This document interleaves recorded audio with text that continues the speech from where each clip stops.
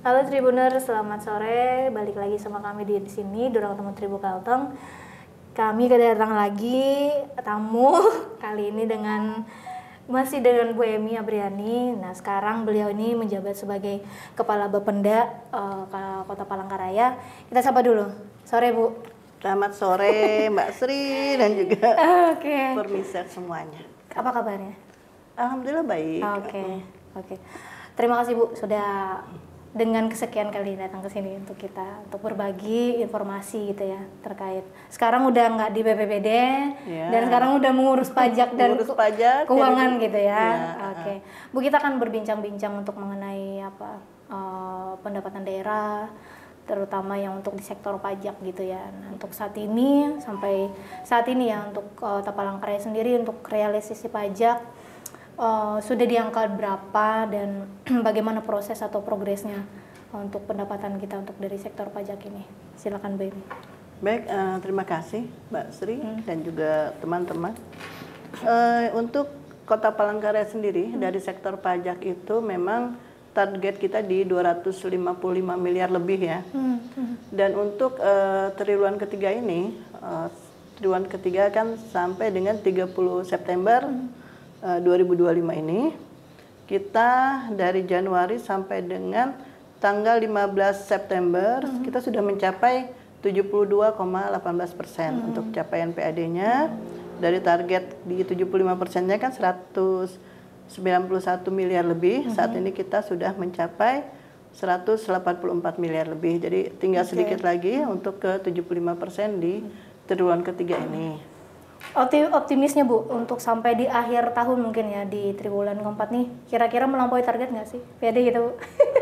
Jadi memang kalau dengan kondisi saat ini ya Mbak Sri, kita sebenarnya optimis saja dengan mungkin ada yang ditutupin, ada yang lebih kan seperti itu. Jadi ada yang kurang, ada yang lebih. Yang pertama ya yang mungkin tidak mencapai target itu MBLB. Apa itu Bu? Mineral bukan logam. Oke.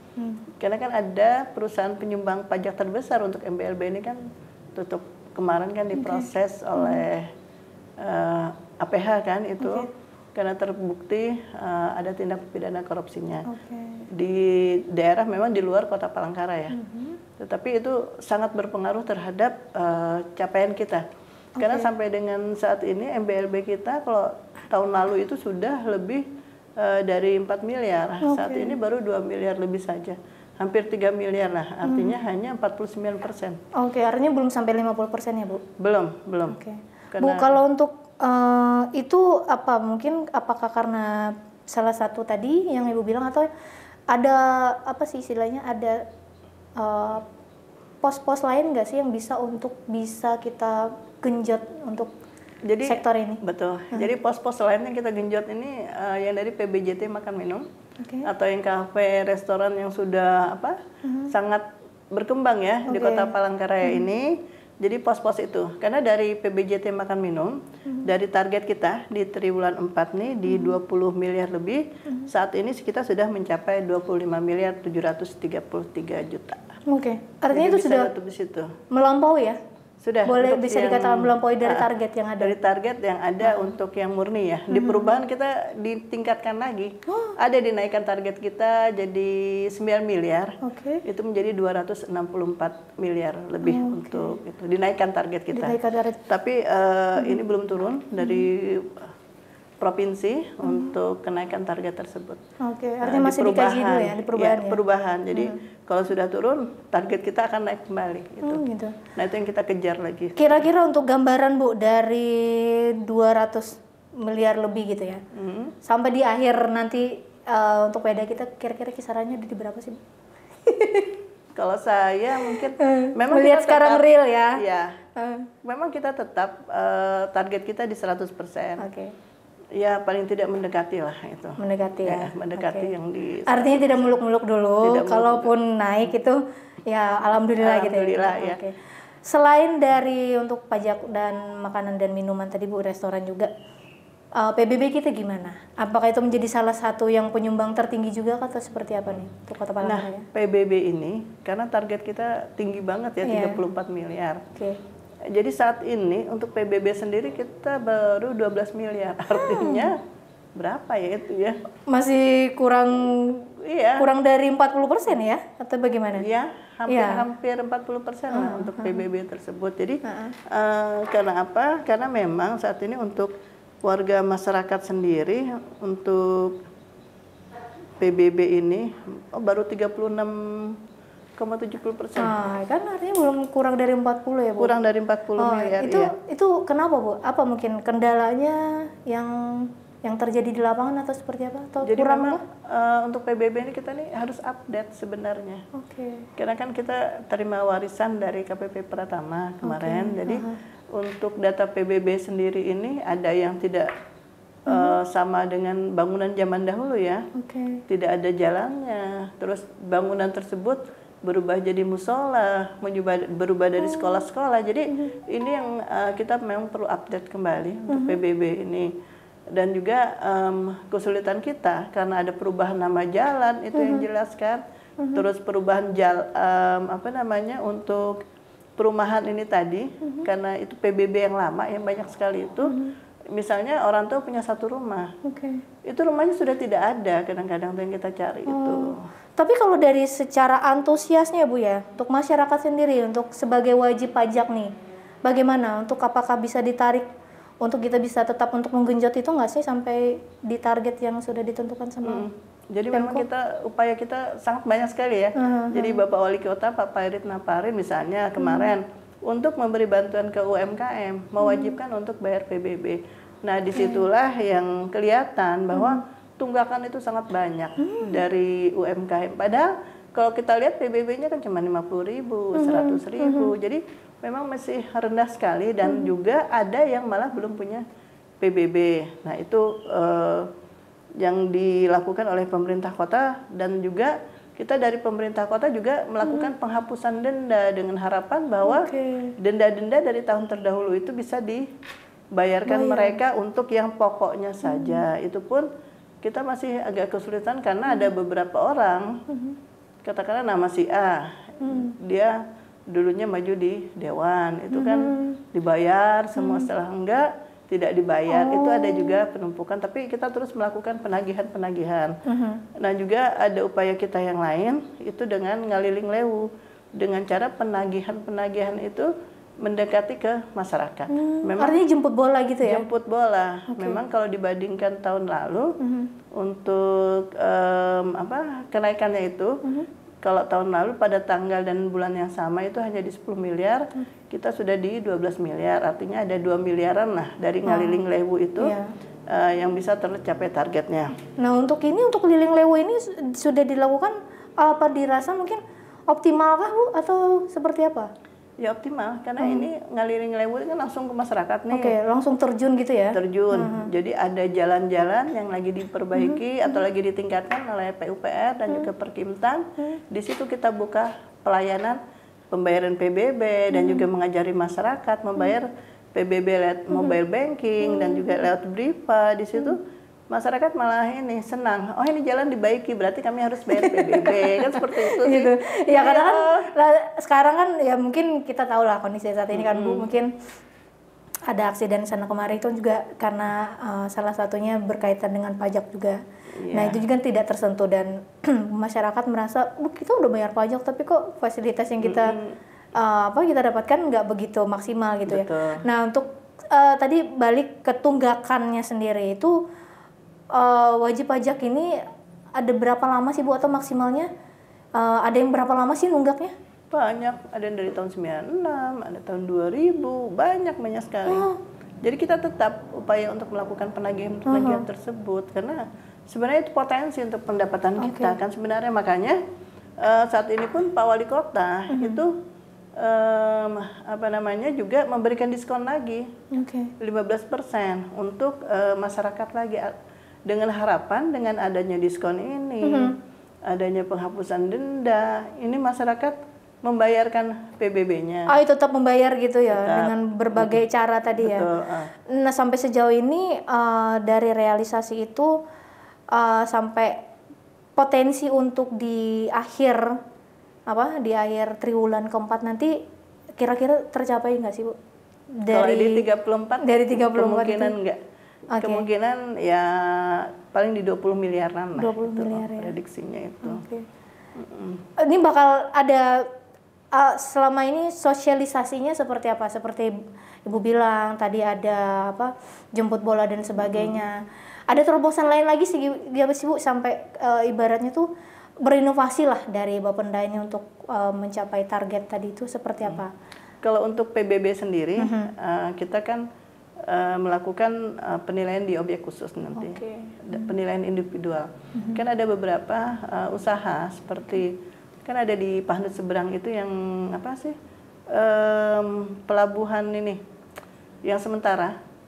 Tarsus terminal khusus, ya. Benar. Nah itu kan kita tidak memungut ininya kan, apakah batubara yang sebentar di situ, ataukah dari biji sawit ya di situ. Paling tidak kita akan menaikkan PBB-nya nih untuk ke tahun ke depan ya, untuk yang khusus-khusus saja. Khusus-khusus saja. Nah terus. Tapi untuk yang mungkin kayak masyarakat enggak ya? Enggak. Khusus itu. Masyarakat tidak dulu. Oh tidak dulu ya? Iya, karena ada di jalan-jalan utama pun sampai saat ini kami masih terima permohonan masyarakat itu untuk penurunan PBB segala macam. Masih dengan meminta keringanan. Betul, diskon dan sebagainya tadi ya. Oke.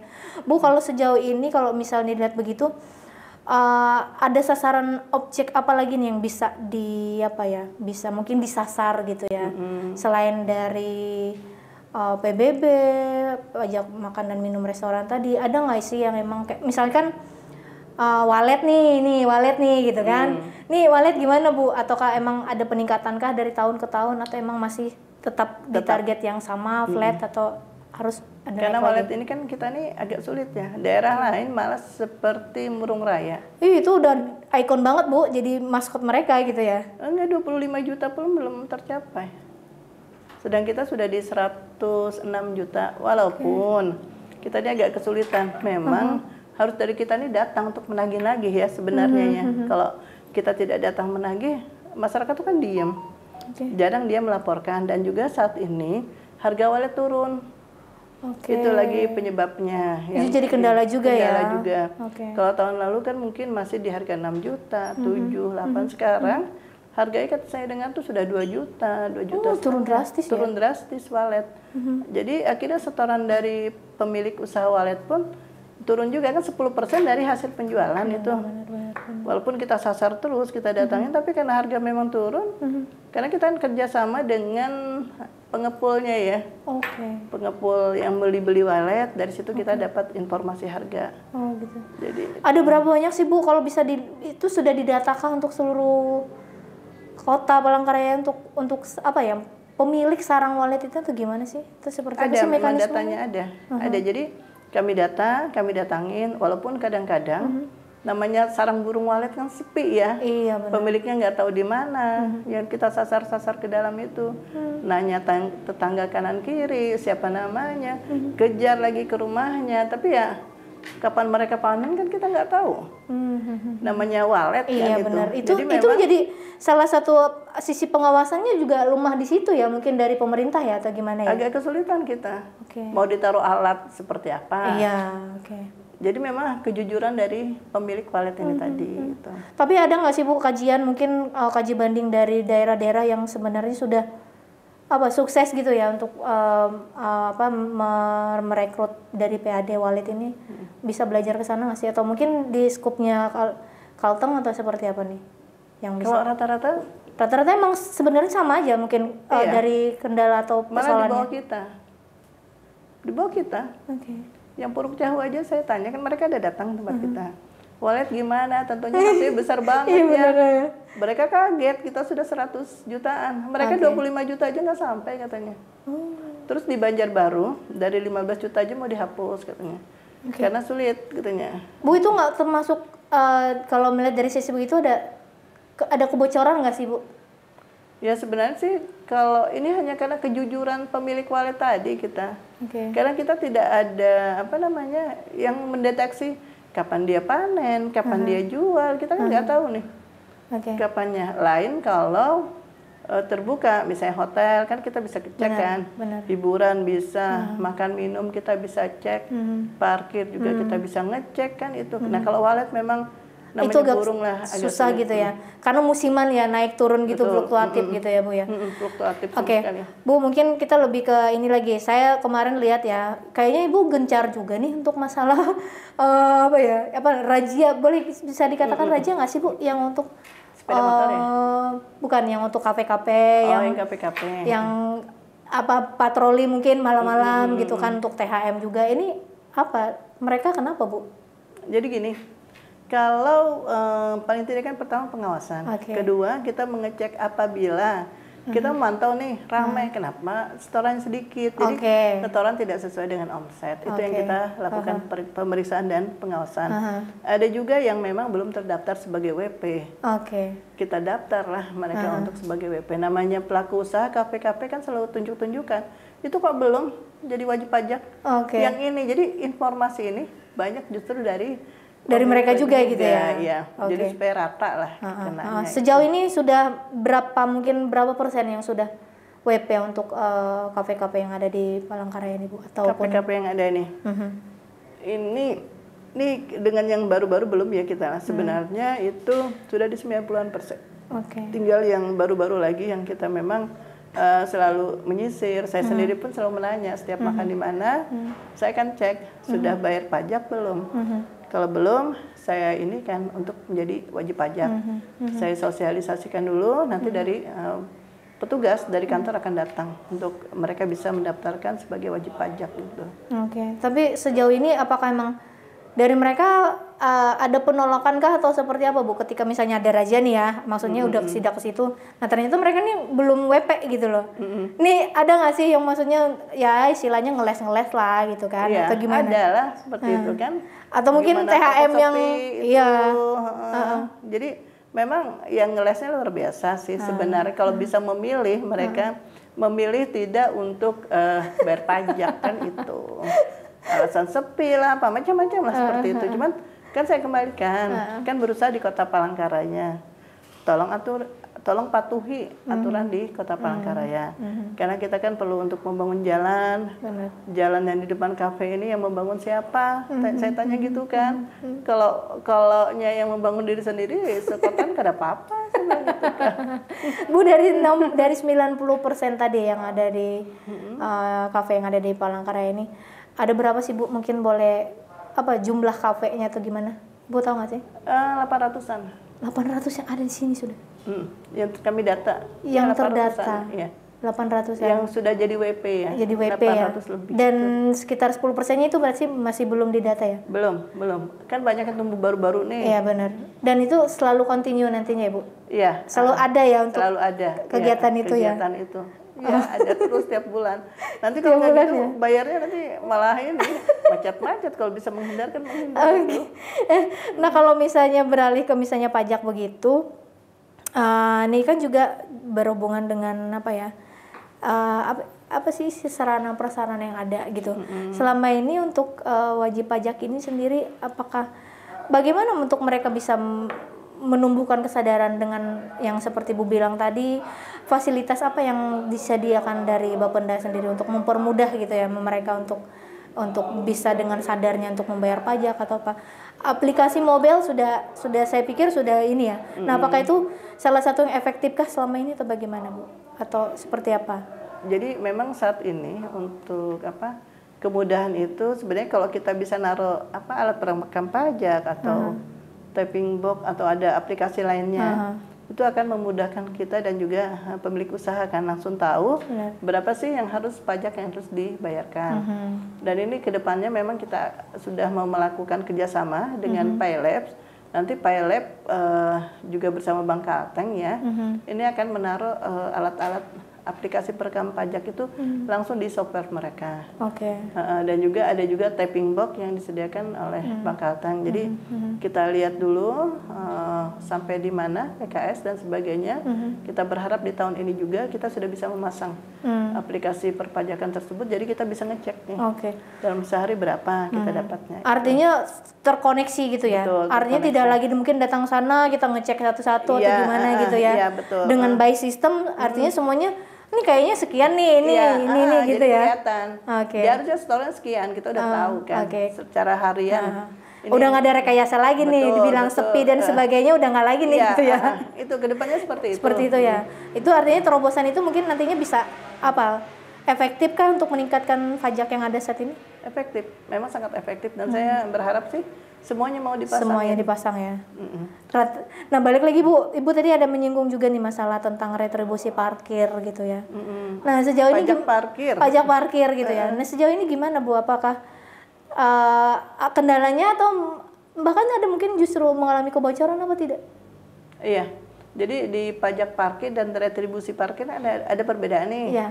Kalau pajak parkir yang dia di halaman sendiri, bisa kayak night walls ini kan di halamannya. Kalau pajak parkir kan dia di bahu jalan. Memang ya selama ini terkendala dari kejujurannya lagi kan. Nah itu yang kita lakukan pemeriksaan, kita lakukan hitung-hitungan untuk pajak parkir tersebut itu kan.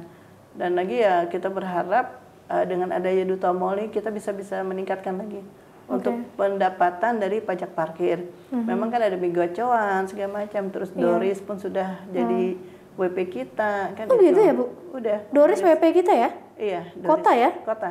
Karena dia operasinya kan di wilayah Kota Palangkaraya. Benar. Walaupun sebenarnya dia secara seluruhnya provinsi ya. Tapi itu bisa karena aturannya sudah ada kan itu. Kalau yang di Palma?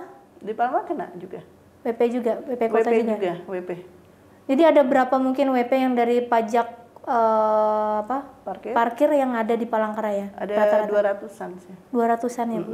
Semuanya? Semuanya, 200 lebih lah karena Indomaret, Alfamaret masuk. Walaupun yang dibayarkan oleh pengusahanya kan. Iya benar.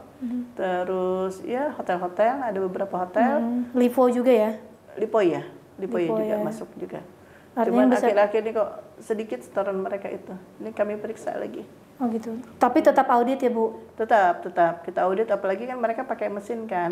Langsung kita periksa. Nah gimana kalau misalnya lagi-lagi tuh ada yang nakal gitu kan, dibilang selalu sepi, ternyata juga orang nggak mungkin sepi juga selalu ke situ gitu. Ini gimana?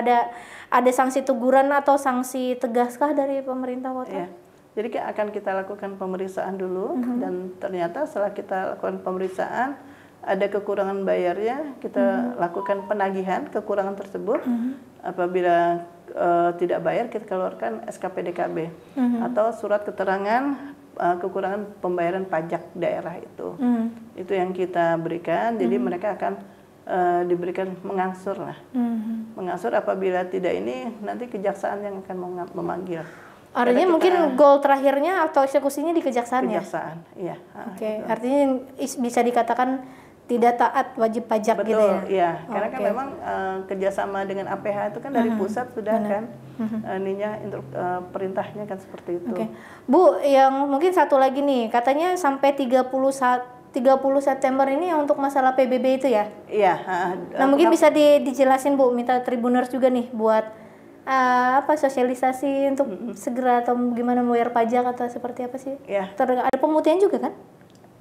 Pemutihan tidak ada. Yang pemutihan cuma denda saja. Oh, denda saja ya. Jadi memang untuk Tribuners bahwa saat ini pemerintah kota itu untuk pajak itu sendiri memang kita memberikan penghapusan denda itu sampai dengan tanggal 30 September tahun 2025 ini.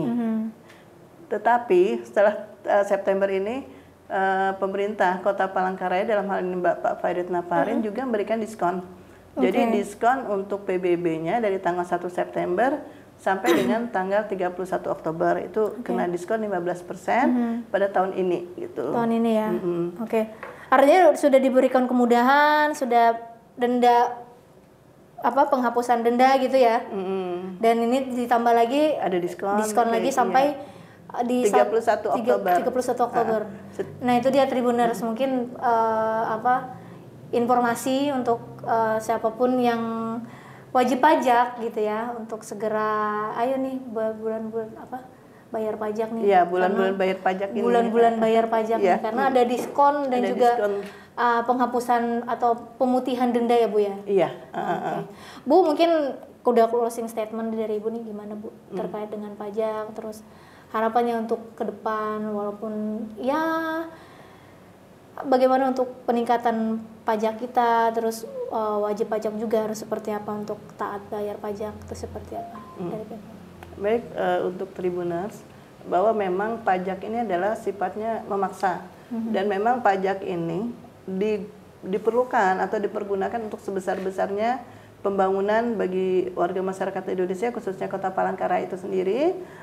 Dan untuk dana pajak ini sendiri, ini dipergunakan untuk pembangunan seperti pembangunan jalan, terus irigasi, jembatan, pendidikan, kesehatan, dan juga untuk yang BPJS bagi orang tidak mampu. Itu didapatkan dari pajak yang dibayarkan oleh Bapak Ibu sekalian atau teman-teman sekalian. Jadi memang anggap saja bahwa kita membayar pajaknya adalah kita bersedekah. Jadi bersedekah kepada ini ya, kepada masyarakat, kepada diri kita sendiri. Jadi jalan-jalan diperbaiki itu adalah dari pajak yang dibayarkan, dan juga parit segala macam itu dari pajak yang dibayarkan juga. Terus dari pendidikan gratis atau apa itu memang dari pajak. Jadi memang kegunaan pajak ini adalah untuk pembangunan. Nah, untuk itu kami menghimbau kepada seluruh warga masyarakat Kota Palangkaraya, khususnya Tribuners, ini untuk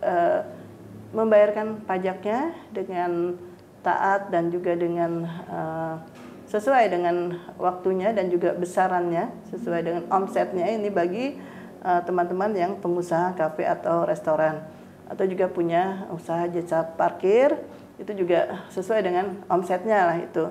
Dan untuk PBB kami berharap juga untuk bisa dibayarkan, karena saat ini pemerintah Kota Palangkaraya, Bapak Wali Kota sudah memberikan pembebasan denda sampai dengan tanggal 30 September dan juga ada memberikan diskon dari 1 September sampai 31 Oktober untuk diskon khususnya pembayaran PBB di Kota Palangkaraya. Untuk itu mari Bapak Ibu sekalian untuk bisa menggunakan fasilitas tersebut untuk melakukan pembayaran pajaknya.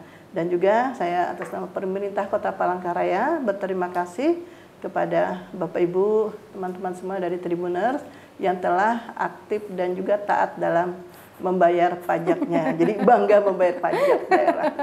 Siap. Terima kasih Bu Emi udah sama-sama. begitu panjang lebar untuk waktu dan ininya penjelasannya mengenai pajak. Dan sebenarnya jangan takut ya, karena itu lagi pajak sebenarnya untuk kita semua sih. Fasilitas umum yang kita dapatkan itu juga kita yang merasakan gitu. Jadi ya mungkin kalau ada sedikit tanda kutip mengenai bayar pajak tuh kayaknya ngeri-ngeri sedap gitu ya. Itu jangan takut lah gitu loh. Dengan kita membayar pajak, karena kita juga taat ya dengan aturan yang ada yang sudah ditetapkan oleh pemerintah. Nah itu dia tadi Tribuners perbincangan kami dengan Bu Emi, Kepala Bapenda Kota Palangkaraya. Kita akan bertemu kembali di lain kesempatan, dan juga dengan waktu yang cukup singkat ini kita juga mengingatkan untuk Tribuners semua jaga kesehatan, terutama saat ini musim hujan ya Bu. Betul, panas, tidak menentu. Tidak menentu. Jaga kesehatan, tetap sehat selalu. Saya Sri Mariati undur diri, sampai jumpa.